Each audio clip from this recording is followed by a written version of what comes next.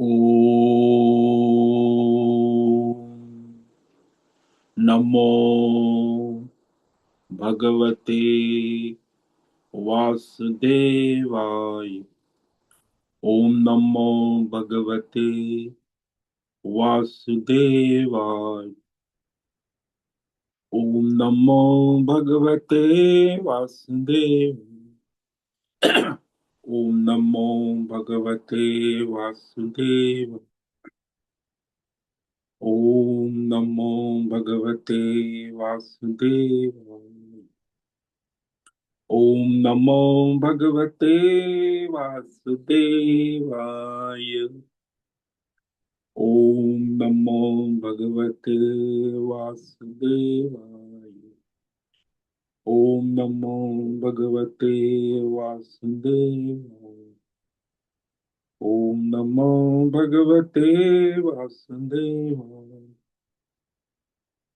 ॐ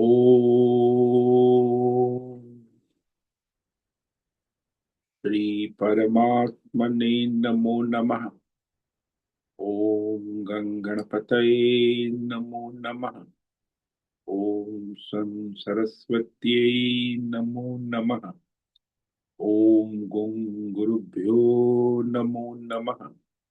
ॐ सहनाववतु सहनौ भुनक्तु सह वीर्यं करवावहै तेजस्विनावधीतमस्तु मा विद्विषावहै।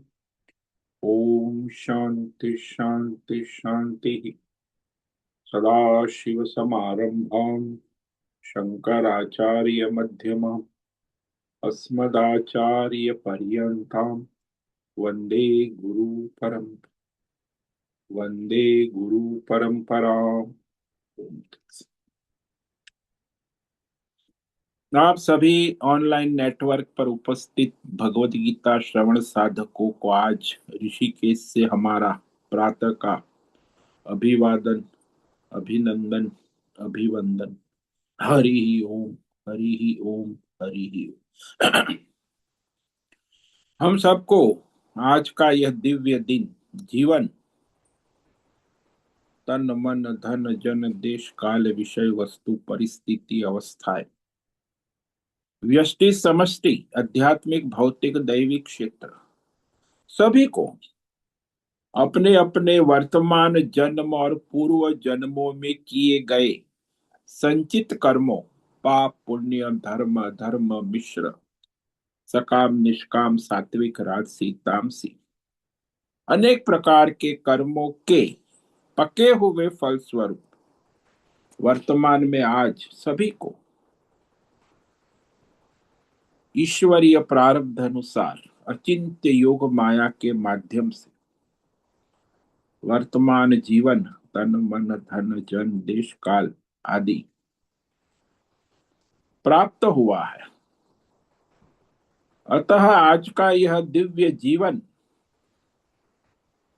परमार्थ हेतु निष्काम सेवा यज्ञ, देव यज्ञ, ऋषि यज्ञ, पितृ यज्ञ, मानवता यज्ञ, भूत प्राणी यज्ञ, सात्विक दान, शारीरिक वाचिक मानसिक तप, निष्काम कर्म योग, ध्यान योग, भक्ति योग, ज्ञान योग, साधना, स्वाध्याय, वेद शास्त्रों का अध्ययन, अध्यापन, उपासना, आराधना के लिए समर्पित करे और करवावे। अत्यंत दुर्लभ मनुष्य जीवन को परमार्थ हेतु सार्थक करे और करवावे। आज विक्रम संवत 2082 माघ मास शुक्ल पक्ष की 10वीं तिथि दोपहर 4:35 तक है। उसके बाद एकादशी तिथि लग जाती। कल 1:35 तक एकादशी है। एकादशी का व्रत कल होगा। आज कृतिका नक्षत्र है सुबह 9:25 तक। उसके बाद रोहिणी नक्षत्र लग जाता है। आज बुधवार है। गणेश जी की आराधना उपासना का दिन है। बुद्धि के देवता बुधवार और वसंत ऋतु चल रही है। यहाँ रात्रि का न्यूनतम तापमान 12 बजे का 4 डिग्री रहा और दिन का दोपहर का अधिकतम तापमान 18 डिग्री। लगातार वर्षा हुई, रात भर तापमान नीचे चला गया और वायु की गति 5-10 किलोमीटर प्रति घंटा चल रही। ईस्वी सन 2026, 28 जनवरी, 28 जनवरी 2025, सुबह के 6:45 हो रहे हैं। कलयुग का प्रथम चरण 5126वां वर्ष, 7वां वैवस्वत मनवंतर, श्वेतवराह कल्प, ब्रह्मा जी का 26वां दिन और 51वां वर्ष अभी अभी चल रहा है। तो ऐसे अनंत कोटि ब्रह्मा और ब्रह्मांडीय परमेश्वरी अचिंत्य योग माया में हमारा यह एक ब्रह्मांड, इस ब्रह्मांड में ये पृथ्वी लोक में समुद्र के ऊपर जम्बू द्वीप में विश्व का एकमात्र वैदिक राष्ट्र भारत में उत्तर हिमालय प्रांत में उत्तराखंड राज्य टिहरी जिले में हिमालयन शिवालिक पर्वतमाला के अंतर्गत मणिकुट पर्वत के ऊपर नीलकंठ महादेव के साथ ऋषिकेश नगरी में मुनि की रेती प्रांत में शीशम जाड़ी औदुदाबाड़ा आश्रम के सी ब्लॉक के पहले माले से 5 नंबर कमरे से गंगा किनारे से हम स्वामी उत्तमानंद सरस्वती भगवत गीता के आचार्य शिष्य स्वामी चिन्मयानंद सरस्वती महाराज चिन्मय मिश्र कैवल्याद्वैत वेद व्यास भगवतपाद शंकराचार्य की श्रृंगेरी संन्यास परंपरा से शिक्षित दीक्षित सनातन वैदिक भारतीय धर्म अनुसार संपूर्ण भगवद गीता ज्ञान यज्ञ ऑनलाइन चैतन्यमय जीवंत लाइव प्रसारण जूम एवं यूट्यूब के अंतर्गत व्याख्यान माला में अध्याय 15 के श्लोक नंबर 5 पुरुषोत्तम योग पर संस्कृत एवं हिंदी में व्याख्यान करेंगे। दिव्य पवित्र सरल व्यावहारिक सटीक पूर्ण वर्ण अक्षर पद वाक्य पंक्ति श्लोक अध्यायों की संगति संधि अन्वय शब्दार्थ वाक्यार्थ भावार्थ रहस्यार्थ तत्वार्थ के यथार्थ तात्पर्य सहित वैदिक शास्त्र वेद व्यास साहित्य शंकर भाष्य एवं परंपरागत 10 सन्यासी आचार्यों की टीका टिप्पणी सहित आज का यह भगवद गीता व्याख्यान करेंगे। कृपया आप सभी श्रद्धा भक्ति ध्यान से परिपूर्ण हो करके यह दिव्य श्रवण साधना करे, इसमें से कुछ ग्रहण करे, कुछ धारण करे, कुछ अपने जीवन में चरितार्थ करे और उसमें निरंतरता लाए। अपनी अपनी आध्यात्मिक भौतिक दैवी अशांति द्वंद्व मोह विक्षेपों से रहित होकर के और धार्मिक और शास्त्रीय परंपरागत भ्रम भ्रांतियों से रहित होकर के अपने अपने शरीर इंद्रिय प्राण मन वचन कर्म और बुद्धि से एक रूप एकाग्र होकर के शुद्ध सात्विक सूक्ष्म भगवत विवेक बुद्धि करे, वेद शास्त्र एवं आचार्य परंपरा अनुसार विवेक करे और करवावे। पुनः पुनः इस व्याख्यान का श्रवण करे, मनन करे, चिंतन करे, लेखन करे, चर्चा विचारणा करे, प्रचार प्रसार करे, लिंक भेज, ग्रुप में शेयर करे, अपना और सबका परम कल्याण करे और करवावे। ओम तत्सत। ओम ओम। हमने श्रीमद् भगवद गीता अध्याय 15 पुरुषोत्तम योग के श्लोक नंबर 5 पर विवेक विचार किया था। जिसमें भगवान ने शरणागति समर्पण का स्वरूप कह रहे, लक्षण। तो शरणागति किसे कहते, समर्पण किसे कहते? खाली बोलने मात्र से तो समर्पण होता नहीं ना। तो वह शरणागति समर्पण का रहस्य भगवान इस श्लोक में कह रहे हैं। 5 लक्षण बताए, जिसमें ये 5 लक्षण है वो परमात्मा को समर्पित जीवन है, शरणागत है। आप कहोगे 1-2 लक्षण चलेंगे? नहीं चलेंगे। संपूर्ण शरणागति तो ये 5 पॉइंट, पावर पॉइंट, आजकल पावर पॉइंट कहते हैं ना, परमात्मा की समर्पित शरणागति लेने के ये 5 पावर पॉइंट, जिसमें हमने 3 पावर पॉइंट पर विवेक विचार किया था।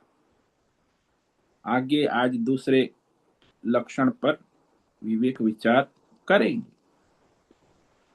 निर्माण मोहा जित संग दोषा अध्यात्म नित्या विनिवृत्त कामा द्वंद्वैर्विमुक्ता सुख दुःख संज्ञैर् गच्छन्त्यमूढ़ा पदमव्ययम् तत्।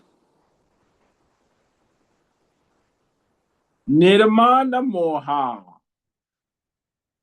जिसे अपने स्थूल सूक्ष्म शरीर का अभिमान नहीं है, जिसे अपने परिवार, पैसा, पद, प्रतिष्ठान, मकान, दुकान, संसार का, व्यष्टि समष्टि का मोह नहीं है, तो इसे मान और मोह, एक है शरीर, शरीर का अभिमान होता है, 24 तत्व है ना, स्थूल सूक्ष्म शरीर। और दूसरा ये संसार में व्यष्टि समष्टि, परिवार, पैसा, पद, प्रतिष्ठान, मकान, दुकान, मेडल, व्यष्टि समष्टि, जाति, ग्राम, बिरादरी, प्रांत, तो ये सारा जो है मोह होता है। मोह सांसारिक होता है और स्थूल सूक्ष्म शरीर का अभिमान होता है। इसीलिए जो इस शरीर और संसार के अभिमान और मोह से उपराम हो गए हैं, ये मैं हूं, ये मेरा है, इसकी जगह पे ये भगवान का है और ये भगवान को समर्पित है। निर्माण मोहा, ये जो अभिमान और मोह केवल शास्त्र सत्संग से विवेक पूर्वक दूर होता है। ऐसा नहीं कि एकदम छोड़ दिया, ऐसा नहीं होता। विवेक पूर्वक सत्संग के द्वारा फिर वो निसंगत्वम, ये से मान मोह से रहित, यानी उसको वैराग्य भी कहते। अभिमान और मोह जिसका समाप्त हो गया, भगवत में बुद्धि हो गई है, व्यष्टि समष्टि भेद भ्रम से रहित है और अपने में श्रेष्ठता का अभिमान नहीं रहा। भगवान है, परमात्मा ही श्रेष्ठ है, बाकी संसार में कोई श्रेष्ठ नहीं। और जिस्त संग दोषा, जिनकी ये आसक्ति, राग और द्वेष समाप्त हो गए हैं, उसे शरीर में और संसार में किसी के प्रति राग द्वेष भेद भाव, अपना पराया नहीं रहा। भगवान को समझ, सब भगवान का है। जित संग दोषा, यानी भगवत में बुद्धि। और फिर कहा विनिवृत्त कामाः, जिसकी सारी भौतिक अध्यात्म दैव कामनाएं पूर्ण रूप से समाप्त हो गई, यानी भगवतमय हो गई। प्रारब्ध अनुसार सहज जीवन निर्वाह होता है भगवतमय जीवन। कि जाहि व्याधि राखे राम ताहि विधि रहिए, उसे अपनी ओर से कुछ चाह और कामना नहीं है। जैसे शिशु रहता है 6 महीने का, 1 साल का, तो माता जैसे रखे वैसे वो रहता है, उसकी अपनी कोई कामना नहीं होती है। यहां तक कि जीवन निर्वाह की भी कामना नहीं है शिशु को। ऐसे ही परमार्थ को समर्पित है, उसे कोई काल्पनिक कामना तो नहीं होती, लेकिन जीवन निर्वाह की भी कामना नहीं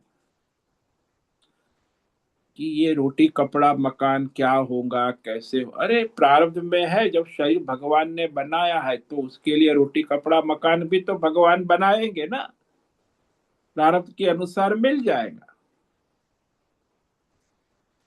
तो उसे संपूर्ण श्रद्धा और समर्पण होने के कारण जीवन निर्वाह के विषयों की भी कोई कामना नहीं होती।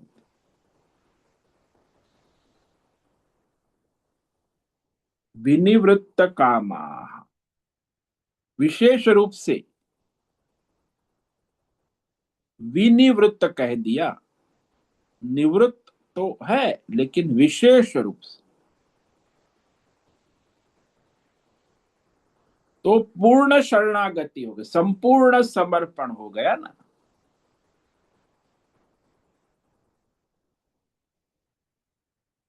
तो जैसे वो राजा ने युद्ध करके कई लोगों को बंदी बना दिया है, सही, तो फिर वो बंदी है, वो अपनी क्या कामना, वो तो वो जो बंदी बनाने वाला है वो खिलाएगा पिलाएगा, कोठड़ी में बंद करेगा, वो क्या कह सकते, उसे कोई अपनी कामना होती ही नहीं, कि वो तो बंदी बना लिया गया है ना। और जिसने बंदी बनाया है वो उसे जो खिलाएगा पिलाएगा, जहां कोठड़ी में रखेगा वहां उसे रहना है। उसे अपनी इच्छा के नहीं, मुझे ये चाहिए तकिया चाहिए, मुझे ये गद्दा चाहिए, मुझे ये रह, अरे वो तो कोठड़ी में जहां रखेगा बंदी है। वो अपनी कोई कामना प्रकट करता है तो भी उसकी कामना कोई पूर्ण नहीं होती, क्योंकि वो बंदी है। यहाँ ऐसा नहीं है, यहाँ भक्त बंदी नहीं है, भगवान को समर्पित है। इसीलिए उसे कोई कामना नहीं।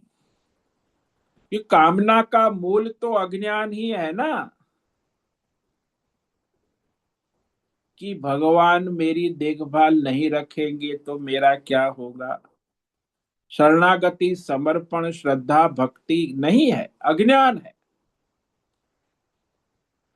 इसलिए जब तक अज्ञान है तब तक कामना निवृत्त नहीं होती। इसलिए इसे ज्ञान हो गया, ईश्वर की सरकार भगवत सत्ता सर्वत्र है, और सबको, चींटी को कर्ण और हाथी को मण, जीवन निर्वाह करने वाला वो परमात्मा सर्वत्र उपस्थित है। इसीलिए उससे कोई कामना नहीं होती जीवन निर्वाह। अज्ञान रहते ही कामना उत्पन्न हो जाती। इसलिए जब तक अज्ञान है तब तक कामना है। भगवत ज्ञान भगवत श्रद्धा भगवत समर्पण भगवत शरणागति होने के बाद कोई कामना नहीं रहती है। विनिवृत्त कामा, यानी कोई प्रयत्न की आवश्यकता ही नहीं रहती, सहज में जो ईश्वर परमेश्वर के अनुग्रह से जीवन चलता है। और फिर कहा द्वंद्वैर विमुक्ता, जो द्वंद्व से मुक्त है। अब ये सारे द्वंद्व संसार में जो है, इसमें मुख्य है सुख और दुख।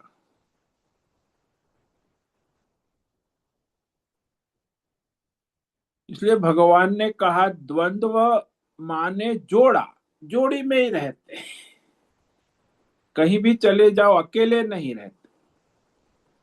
राग द्वेष, मान अपमान, जैसे पति पत्नी जोड़ी है ना, पति पत्नी अकेले नहीं होते, अकेला पति या अकेली पत्नी नहीं, दोनों जोड़े में ही है।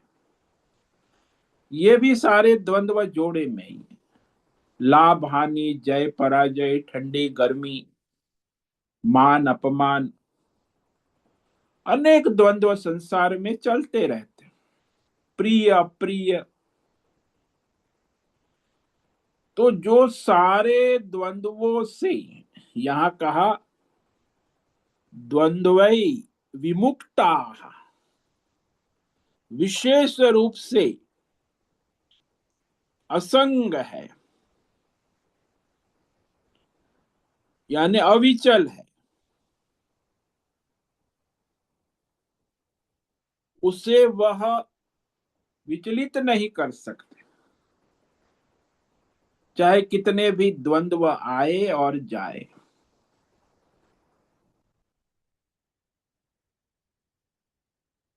तो यह सारा जो द्वंद्व है, वह मूल तो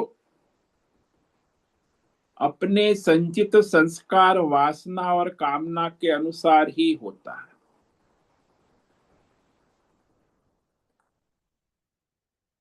और वह मनुष्य उससे प्रभावित हो जाता। कामना के अनुकूल है तो सुख है, कामना के प्रतिकूल है तो दुख है। जिसकी जैसी कामना।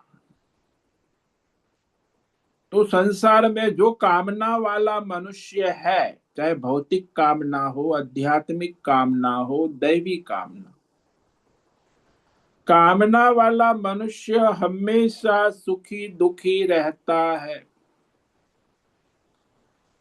ये हमेशा कामना के अनुकूल प्रतिकूलता आती ही रहती।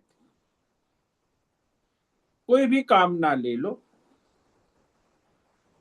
तो उसमें जब अनुकूलता आएंगी तो सुखात्मक वृत्ति होगी, प्रतिकूलता आएंगी तो दुखात्मक वृत्ति। ये वृत्ति है अंतःकरण की, और उससे वह प्रभावित हो जाता है। ये जो द्वंद्वात्मक वृत्ति से मनुष्य निरंतर प्रभावित रहता है, क्योंकि उसमें समत्व नहीं है ना। कामनाओं का दृढ़ आग्रह है कि मैं चाहूं ऐसे ही होना चाहिए, नहीं हुआ तो दुखी हो गया, हो गया तो सुखी हो गया। अब वो ईश्वर चाहे वैसे होता है, ऐसा स्वीकार नहीं किया है। मैं चाहूं वैसे होना चाहिए, अहंकार। और अहंकारी मनुष्य अपने कामना के वश निरंतर सुखी और दुखी होता रहता है। और वो तो होना ही है, निरंतर, सुबह से शाम। आप चाहोगे ऐसा तो होना है नहीं, नहीं चाहो तो भी होना है, चाहो। और इस तरह मनुष्य निरंतर प्रभावित रहता है, किससे?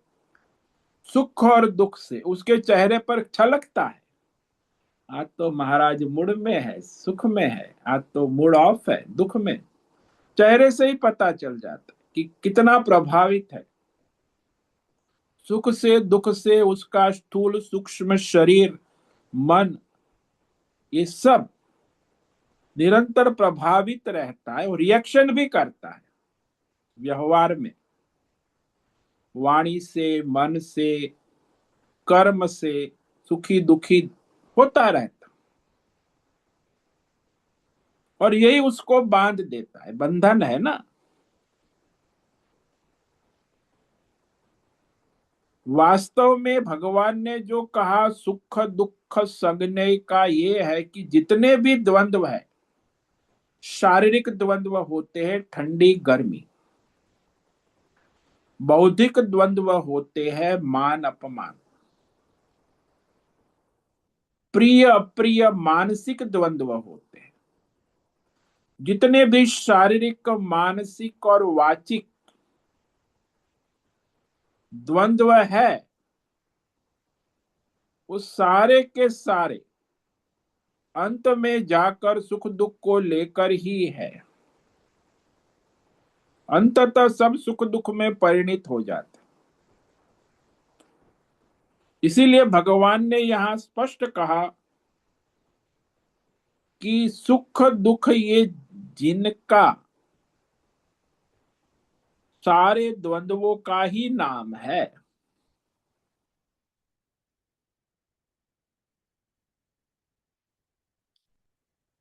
इसमें सब आ गया, जितने भी द्वंद्व है उसका परिणाम अंततः मनुष्य को सुखात्मक दुखात्मक दो वृत्ति होती, और ये मानसिक स्तर पर है। द्वंद्व जो है बौद्धिक नहीं है, इंद्रिय के द्वारा मन के स्तर पर अनुभव में आते हैं।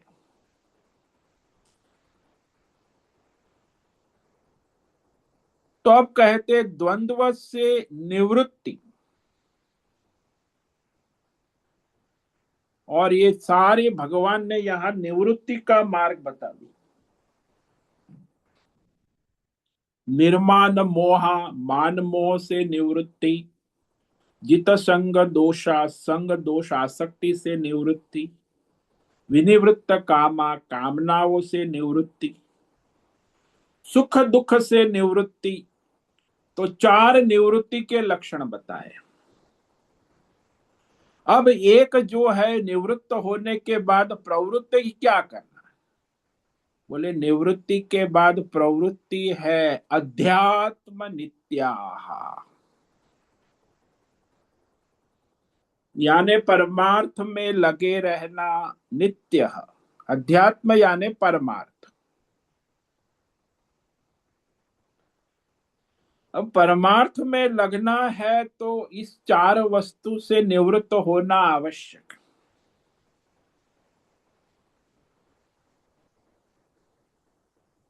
और परमार्थ में प्रवृत्त होना है तो पहले तो परमार्थ की जिज्ञासा होना,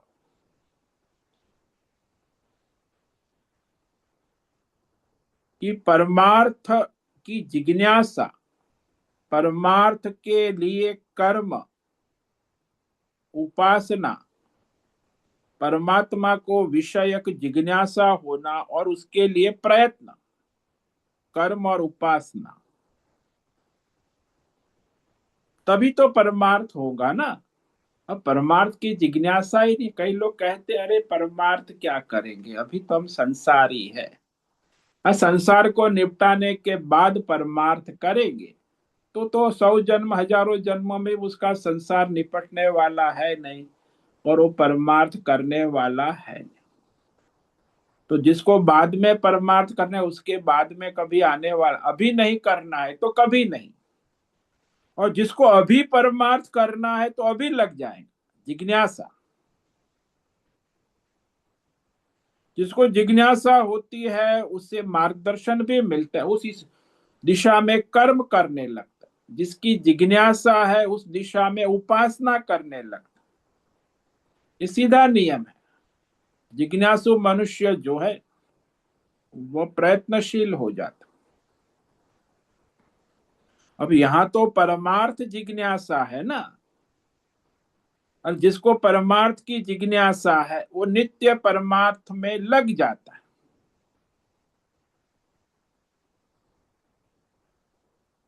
कि परमात्मा का वास्तविक स्वरूप क्या है, परमात्मा कहाँ है, कैसे है, क्यों इस परमात्मा की इतनी महिमा गाई जाती है, परमात्मा की इतनी शक्ति है तो वो कैसे है, वो सारे जिज्ञासा उसको है।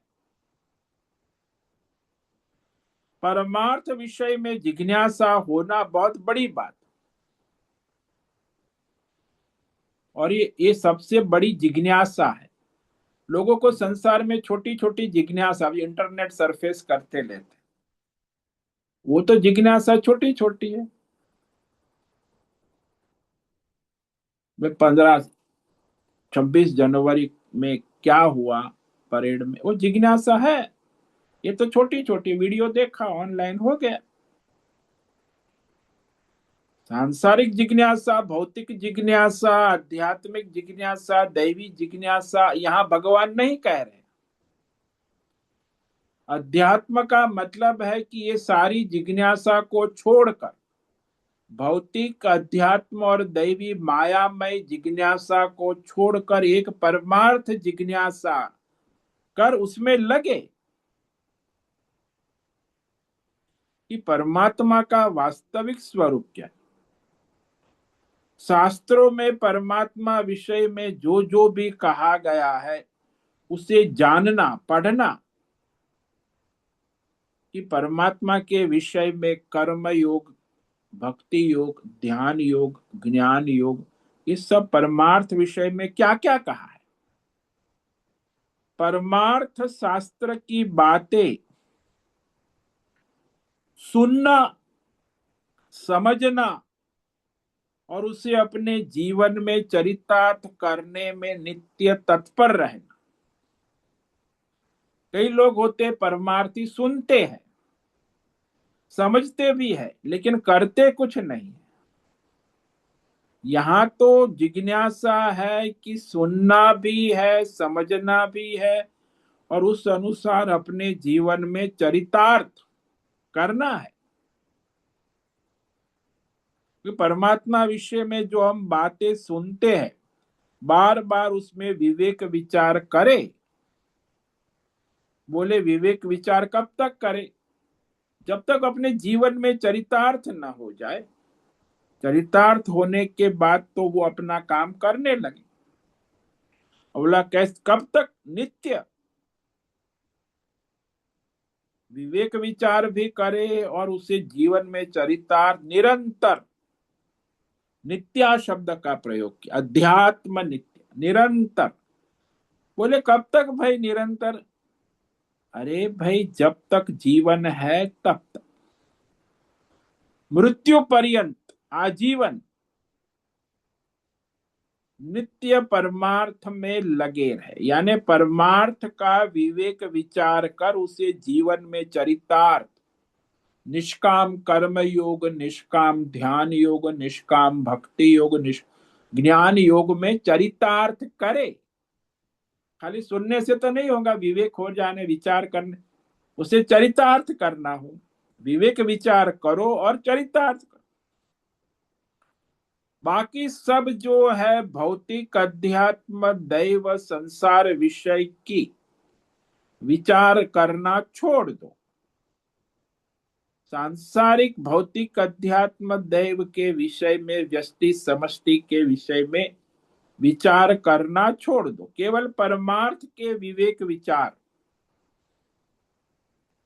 इसीलिए परमार्थ में संपूर्ण एकाग्रता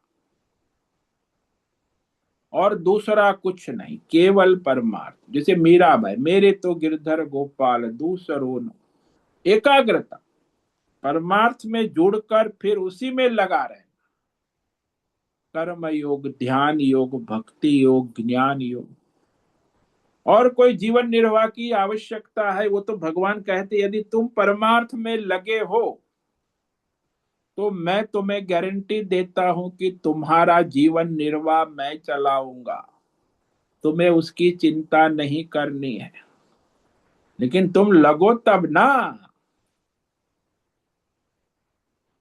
अनन्याश्चिंतयन्तो माम ये जना पर तेषाम नित्याभियुक्ता नाम योग। जो परमार्थ में नित्य लगा हुआ है, उसकी जो आवश्यकता है, योगक्षेम है, उसके प्रारब्ध के अनुसार भगवान कहते मैं पूरी कर देता। उसे उसके लिए कुछ करने की आवश्यकता नहीं है, वो अपना परमार्थ करे, भजन करे। परमार्थ जिज्ञासा करे, यानी परमार्थ अपने जीवन में चरितार्थ करे। या जिज्ञासा का अर्थ चरितार्थ करे, सिद्ध करे।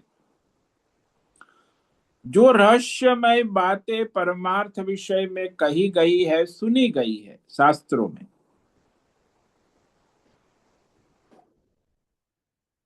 तो वास्तविक रूप से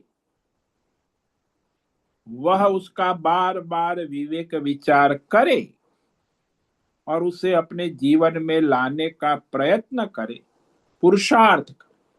इसी को मोक्ष पुरुषार्थ कहते हैं। परमार्थ तत्व का विवेक विचार करने के बाद उसे जीवन में कर्म योग, ध्यान योग, भक्ति योग, ज्ञान योग में लाए, चरितार्थ।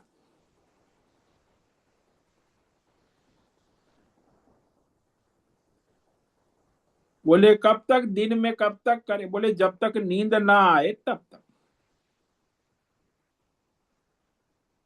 और फिर कब तक करे? जीवन में, बोले मर न जाए तब तक। किसी ने पूछा मुझे कि अरे महाराज, निर्जला एकादशी करते हैं तो फिर कब तक भजन करे भगवान का? बोले जब तक नींद ना आए। आप तो निर्जला व्रत है, भगवान का भजन करो, ओम नमो भगवते वासु। नींद आए तो क्या करो? बोले सो जाओ।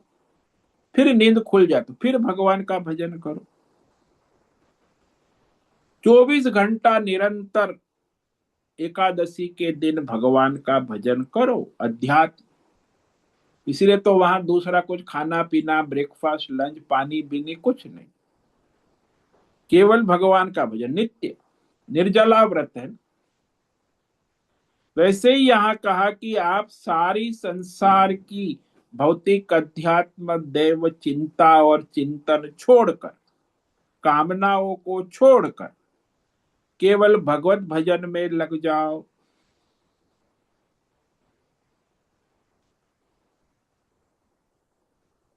चाहे श्रवण करो आचार्य से, या तो फिर मनन करो, या तो फिर परमार्थ का ध्यान करो, या तो फिर पुस्तक पढ़ो, या तो फिर आजकल ऑनलाइन ऑडियो वीडियो परमार्थ में लगो।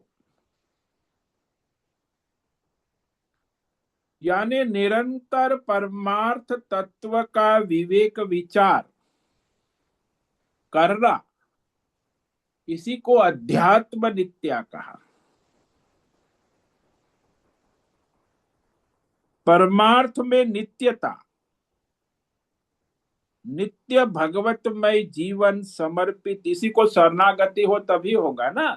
नित्य समर्पण और शरणागति, तब वो नित्य जीवन, निष्काम कर्म योग, ध्यान योग, भक्ति योग, ज्ञान, भगवान को समर्पित होने के बाद ही तो होता है ना।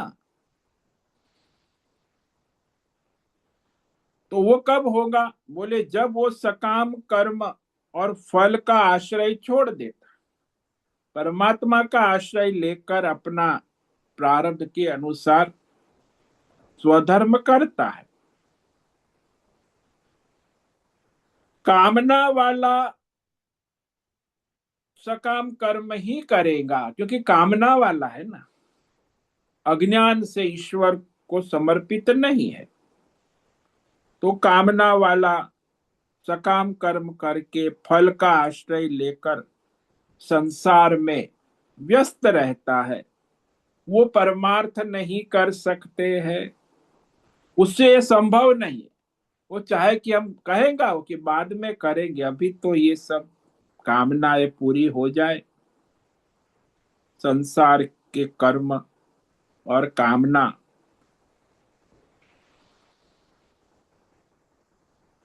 आजकल ज्यादा एक समाज में बड़ा हो गया कि परमार्थ करने वाले को एनजीओ चलाना चाहिए। एनजीओ चलाना परमार्थ नहीं है। आजकल के बुद्धिजीवियों को एक हो गया है कि परमार्थ करना यानी समाज सेवा। ये तो सबसे बड़ा भ्रम है।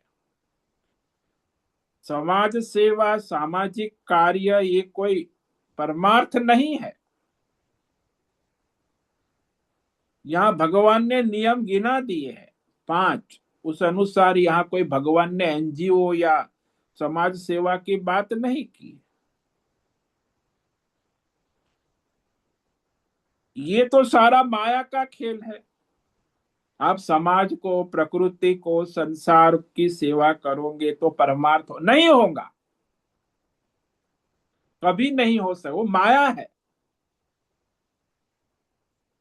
ये सारा भौतिक, अध्यात्म, दैव, संसार और समाज, संसार और समाज में जो सारा हो रहा है वो माया का ही खेल है, अज्ञान का कार्य है, त्रिगुणात्मक माया।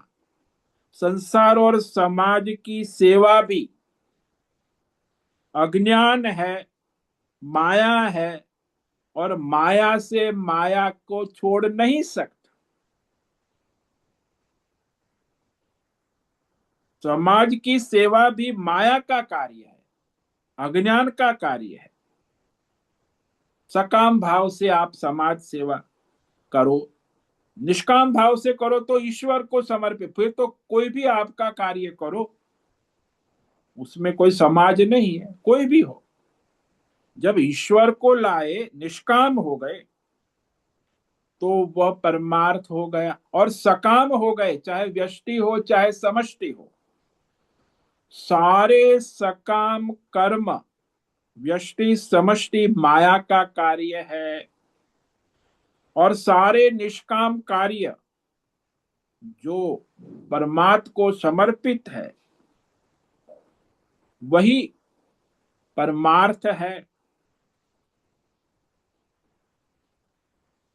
इसीलिए ये जो व्यष्टि समष्टि सेवा है, सकाम भाव से जो भी होता है वो अज्ञान है, माया है, माया का कार्य है। अब माया के कार्य में लगकर माया से उपराम नहीं हो सकता। निवृत्ति कैसे होगी? संसार में लगकर संसार से उपराम कैसे होगी?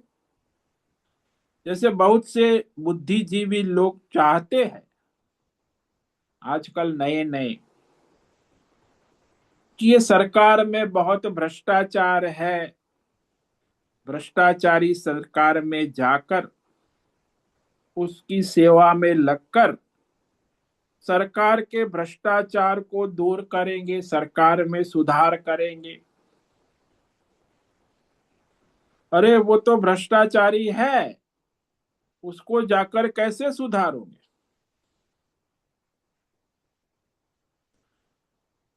कीचड़ में जाके कीचड़ को कैसे स्वच्छ करोगे? सुधारने के लिए उससे बाहर निकलना पड़ेगा ना, बाहर रहना।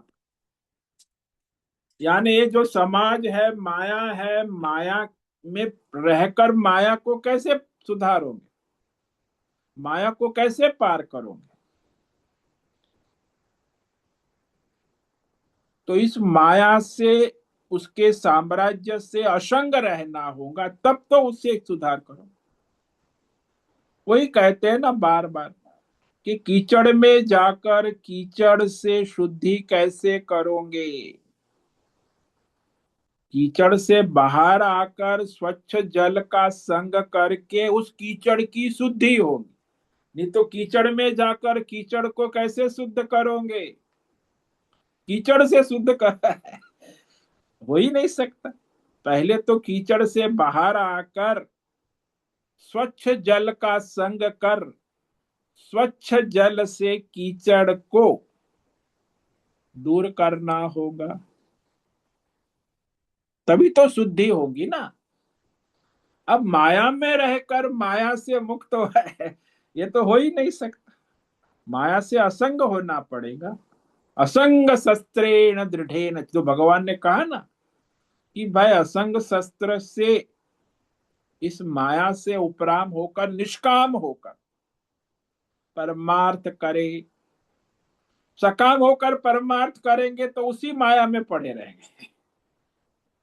इसीलिए असंग शस्त्र अनिवार्य, आवश्यक है, इसी को अध्यात्म नित्या होगा। इसीलिए अज्ञान माया के कार्य में पड़कर अज्ञान माया को जीत नहीं सकते। इसलिए कर्तव्य बताए, जो परमार्थी है उसे अध्यात्म नित्याहा, और कोई दूसरा सकाम भौतिक अध्यात्म दैव काम उनका नहीं है, तभी तो परमार्थ कर पाएगा ना। और लगा है ये करेंगे वो करेंगे भौतिक अध्यात्म दैव। अरे भाई, आपका लक्ष्य तो परमार्थ है ना, प्राप्तव्य। और परमार्थ जो है वह पूर्ण है, उसमें कोई अपूर्णता नहीं है। अब आपको अपूर्णता से निकलना है और पूर्णता में स्थित होना है। प्राप्तव्य जो है पूर्णता है,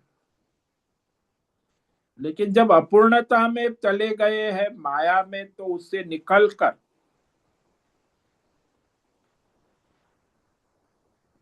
तो लोग सोचते हैं आजकल कि भाई ये भौतिक अध्यात्म दैव विकास हो रहा है, बहुत विकास हो रहा है, तो ये वैज्ञानिक सृष्टि का पता लगाने लगे हैं, सृष्टि के और भौतिक अध्यात्म बहुत विकास हो रहा है। अंत में कहाँ पहुंचे? बोले ये सारा जो भौतिक अध्यात्म सृष्टि का पता लगाएगा, उतना ही उसके अंदर नवीन नवीन सृष्टि निकलती रहेंगी। कितना पता लगाओ, सृष्टि तो अनंत है, माया भी अनंत है। प्याज का छिलका उतारोगे एक तो दूसरा आ जाए, दूसरा छिलका उतारोगे तो तीसरा आ जाए, प्याज का चौथा छिलका, पांच। तो कहेंगे अरे इसमें तो खोज क्या करोगे, प्याज के छिलके में, छिलके के अंदर कुछ मिलेगा नहीं, छिलका ही मिलेगा। ये वैज्ञानिक लोग आजकल जो भौतिक अध्यात्म दैव सृष्टि की परतें एक के बाद एक खोलते जाते, सोचते हैं कि अब कुछ मिलेगा। जब लगता है फिर तब फिर देखते तो फिर परतें मिलती रहती। किसी जमाने में बड़े वैज्ञानिक लोग, आजकल वैज्ञानिक युग है ना, तो किसी जमाने में कहते थे न्यूटन ने सारी सृष्टि का पता लगा दिया, बड़ा वैज्ञानिक हो गया न्यूटन। फिर हुआ क्या, पता लगाया तब थोड़ी समय उसमें भी मिथ्या असत निकल गया। उसके बाद न्यूटन के बाद क्वांटम सिद्धांत आया, क्वांटम सिद्धांत भी आया और गया। कभी मानते थे कि ये सारा क्वांटम सिद्धांत, आज वो भी बदल गया। सूर्य की किरणों का प्रकाश तरंग में चलता है, ये एक वैज्ञानिक ने खोज की थी। मान्यता इसके बाद फिर दूसरे वैज्ञानिक ने खोज की कि ये गोलियों की तरह धड़ धड़ धड़ सूर्य की किरणें गोली की तरह आती जा रही। तो सूर्य की किरणों का प्रकाश बंदूक की गोली की तरह चलता है। फिर मानने लगे वैज्ञानिक कि नहीं, वो पानी की अखंड धारा की तरह सूर्य का किरण का प्रकाश चलता है। तो आजकल के वैज्ञानिक अभी ये कह रहे कि कभी वो लगातार जल की धारावत चलता है किरण का प्रकाश, कभी गोलियों की तरह चलता है एक के बाद एक। तो वैज्ञानिक लोग निरंतर लगे हुए हैं कि पता लगाने के लिए कि दोनों में से कौन सी बात नित्य है। नित्य तो है ही नहीं, सच्ची है। वर्तमान में दोनों को मानकर चलते हैं कि लगातार जल की धारावत सूर्य की किरणों से प्रकाश आ रहा है, और गोलियों की बौछार की तरह एक के बाद एक सूर्य की किरण से प्रकाश चलता है। तो इस तरह संसार में ये सब जो भौतिक अध्यात्म दैव संशोधन खोज, वो वास्तव में संशोधन नहीं है, भटकन है। संशोधन करना है तो परमार्थ का संग, क्योंकि ये सब माया भौतिक अध्यात्म दैव संसार का मूल कारण केवल परमात्मा है। और वही अखंड है, निर्बाध है, निरंतर है। जैसे आप समुद्र किनारे समुद्र की खोज करोगे, जल लहरों की खोज करोगे, बुदबुदे की खोज करोगे, नदी की खोज करोगे, उसमें बहुत कुछ, सरोवर की खोज करोगे, कितना करोगे?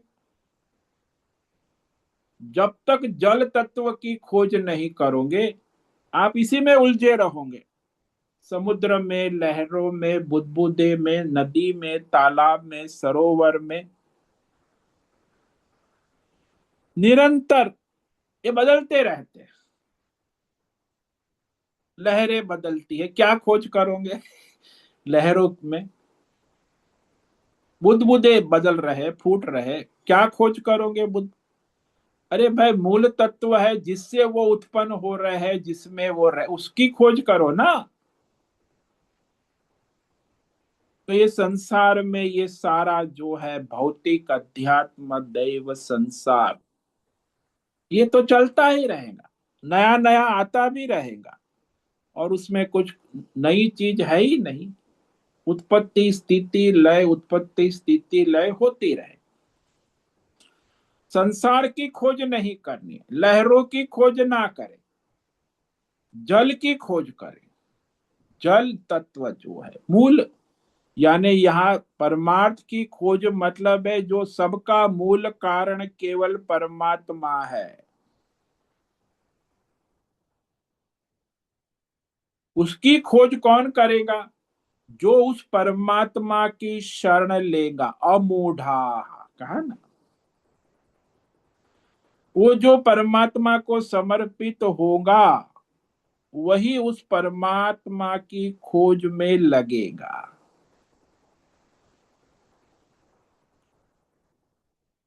तो इस तरह केवल समर्पण शरणागति होकर ही परमात्मा की खोज संशोधन करेंगे, तब जाके वो परमात्मा को प्राप्त कर सकते हैं। इसलिए इस मोह माया से छूटना होगा।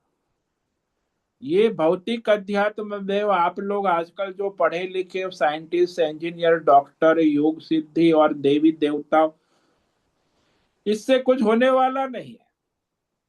परमार्थ कर में ही इस माया से निवृत्त होकर परमात्मा की शरण लेकर परमात्मा की खोज करे। तो तीन बात हो गई। इस माया से निवृत्त होकर परमात्मा की शरण लेकर निष्काम भाव से उस परमार्थ तत्व की संशोधन करे, खोज करे, तब उसे प्राप्त कर लेते हैं। तो इस प्रकार आज हमने जो है ये दूसरी पंक्ति पर विचार किया है। द्वंद्वैर विमुक्ता सुख दुख संगई गच्छन्त्य मूढ़ा पदमव्ययम्। अब जो है आगे उस परमात्मा के पद को जो प्राप्त कर लेता है, तो वो परमात्मा में हो जाता है। वो आगे के श्लोक में कहते हैं, उस पर हम कल विचार करेंगे। आज जो हमने ये विचार विवेक किया, वो इस श्लोक की तीसरी और चौथी पंक्ति, निर्माण मोहा जित संग दोषा अध्यात्म नित्या विनिवृत्त कामा द्वंद्वैर्विमुक्ता सुख दुख संज्ञै गच्छन्त्यमूढ़ा पदमव्ययम् तत्। भगवान की शरणागति कैसे? कहते निर्माण मोहा, जो शरीर और संसार के मोह अभिमान से रहित, जिसने आसक्ति को जीत लिया है और जो अपनी कामना, भौतिक अध्यात्म देव कामना से उपराम हो गया, विनिवृत्त निवृत्त, और जो सुख दुख द्वंद्वों में समत्व बनाए रखा, उपराम हो गए सुख दुख द्वंद्वों से, और इस तरह निवृत्त होकर माया से निवृत्त होकर अध्यात्म नित्या, परमार्थ में नित्य लगे रहते, दिन में नींद ना आए तब तक और आजीवन मृत्यु पर्यंत अध्यात्म नित्या, वह समर्पित मनुष्य उस परमात्मा के पद को प्राप्त कर लेते हैं, गच्छन्ति,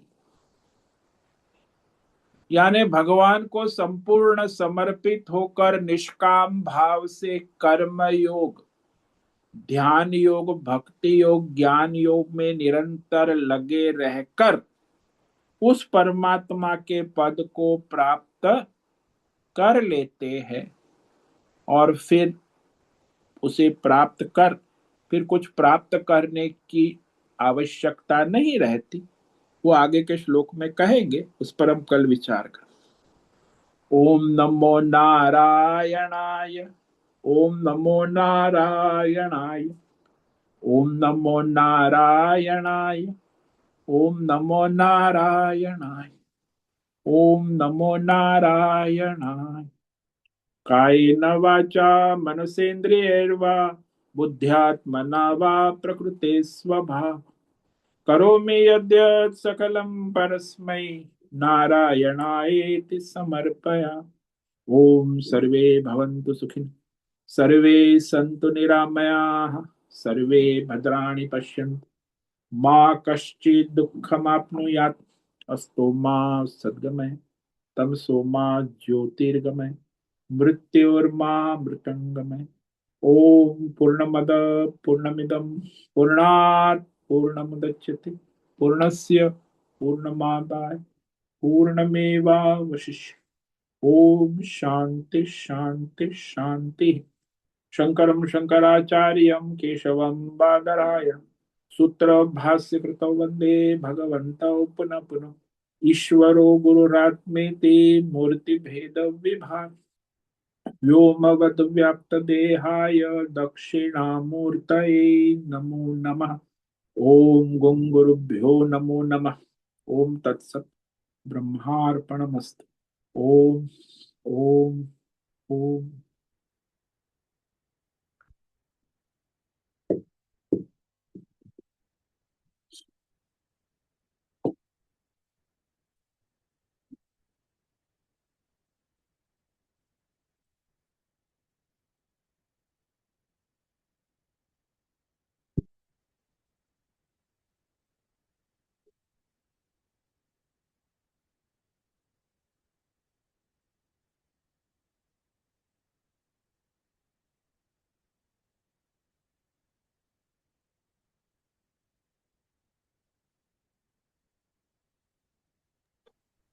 ओम नमो नारायणाय स्वामी जी। हाँ बोलो राजेश। स्वामी जी, परमार्थ और अध्यात्म में है, ये अध्यात्म शब्द जो है इसका विग्रह करके इसका मतलब क्या निकलता है? अध्यात्म का अर्थ होता है जो अपने अधि आत्मा, तो अधि ही आत्मा, आत्मा की ओर जाने वाला, ले जाने वाला। तो दो आप अंतर्मुख होते हैं, तो पहला अध्यात्म जो है वो आपका इंद्रिय है, मन है, शरीर है, प्राण है। और इस तरह जैसे भीतर भीतर आप चले जाओ, फिर अपनी बुद्धि है, अहंकार है, उससे भीतर, तो फिर आगे अंत में अपने जीवात्मा से परमात्मा तक की यात्रा को अध्यात्म का, यानी भीतर की यात्रा। शरीर संसार से भीतर, शरीर से भीतर, इंद्रियों के भीतर, मन से भीतर, बुद्धि से भीतर, अहंकार से भीतर, फिर अपने जीवात्मा से भी भीतर सूक्ष्म उस क्षेत्रज्ञ को जानना परमात्मा रूप में। तो क्षेत्र से भीतर जाना, क्षेत्र में सूक्ष्म सूक्ष्म शरीर से भीतर। तो इस तरह अध्यात्म का मतलब होता है आत्मा की ओर, अधि आत्मा, अपने आत्मा की ओर भीतर आगे बढ़ना। पहले तो संसार से उपराम होना, फिर अंतर्मुख होकर परमार्थ की खोज में लगना। तो भीतर भी आप जाओगे तो देखो, भीतर आपका शरीर है, उसके भीतर आपके प्राण है, प्राण के भीतर 10 इंद्रियां है, मन है, बुद्धि है, उसके भीतर आपका जीवात्मा है, और जीवात्मा के भीतर समष्टि ईश्वर है, ईश्वर के भीतर समष्टि काल है, काल के भीतर परमात्मा है। तो इस तरह भीतर की यात्रा को अध्यात्म, आत्मा की ओर बढ़ना। जी स्वामी जी, धन्यवाद स्वामी जी, समझ में आया। ओम नमो नारायणाय। ओम नमो नारायण।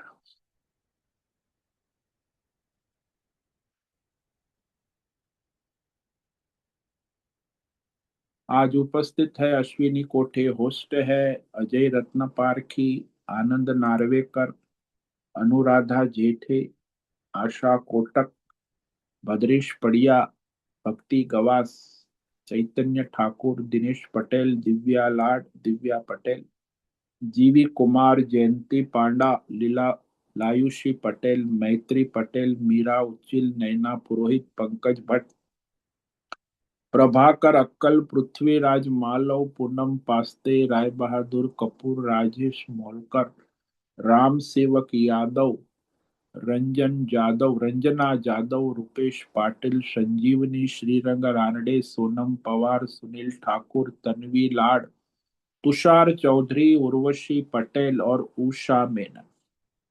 आज इतने साधक उपस्थित है। कुछ साधक वहां यूट्यूब पर लाइव देख रहे हैं। तो सबको आज का दिन मंगलमय हो, परमार्थ करे और सबका कल्याण करे। सभी साधकों को आज का ओम नमो नारायणाय, ओम नमो नारायणाय।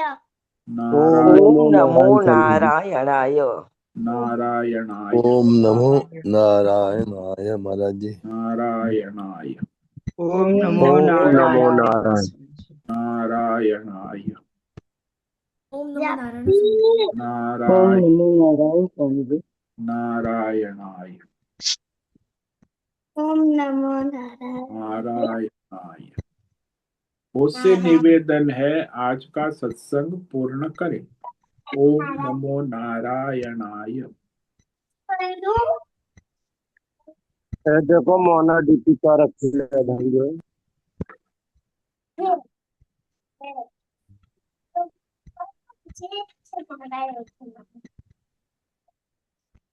Ashwini,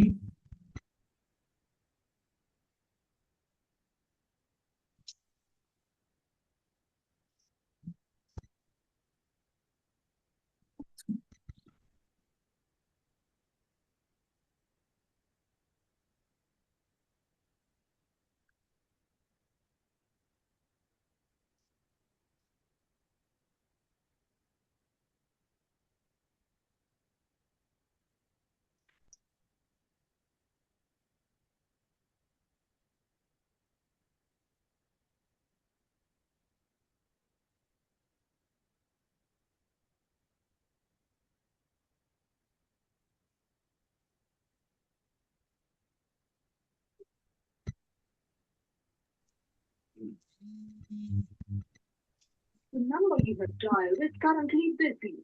Please try later. Upon dial किए नंबर आज का ये सत्संग हम यही पूर्ण करते हैं। सभी साधकों को ओम नमो नारायणाय। धन्यवाद।